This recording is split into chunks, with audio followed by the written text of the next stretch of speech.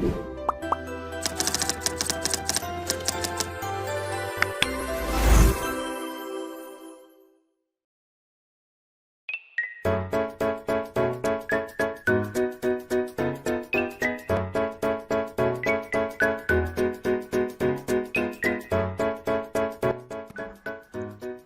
วันนี้เราจะมาสอนการพับเรือกันนะครับเรือที่สำเร็จก็จะเป็นอย่างประมาณนี้นะครับขั้นตอนแรกเราก็จะนำกระดาษ A4 นี่คือ A4 พับครึ่งเข้ามาว้าวจากนั้นรีดให้แบนเลยครับผมรีดเข้าไป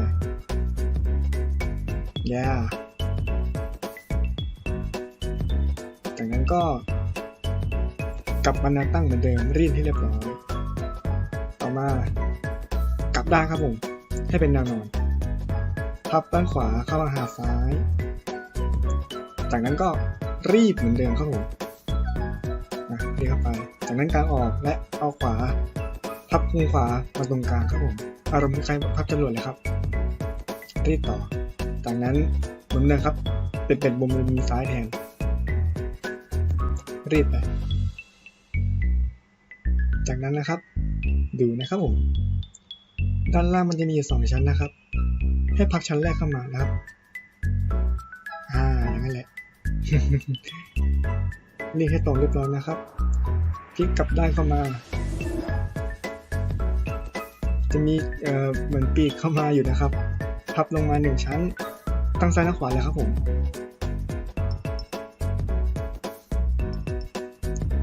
ขวาทีซ้ายทีรีดให้แบนเสร็จปุ๊บด้านล่างต่อแล้วครับด้านบนเสร็จขวาบนขวาล่าง แล้วก็ซ้ายล่างครับผมจากนั้นก็พับอีกชั้นหนึ่งเข้ามารูปทรงมันก็จะคล้ายๆพีระมิดนิดนึงครับผม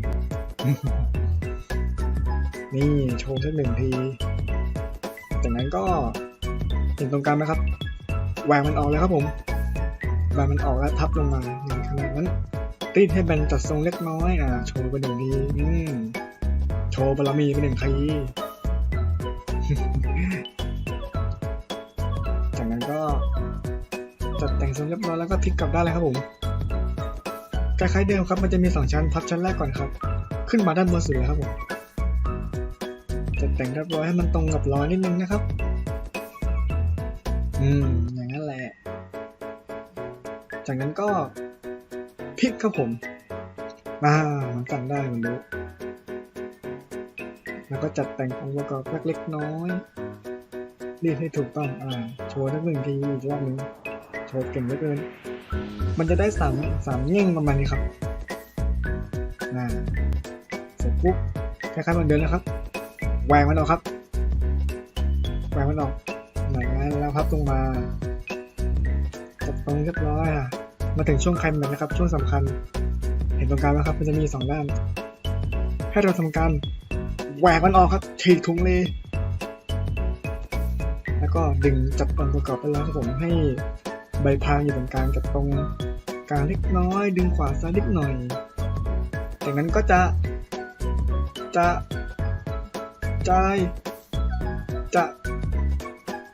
นานจังวะจะสำเร็จนั่นเองครับนี่เปี่ยมไปเลยเล่นโชว์ไป1 ทีครับผม นี่ Going Mary เยี่ยมครับบ๊ายบาย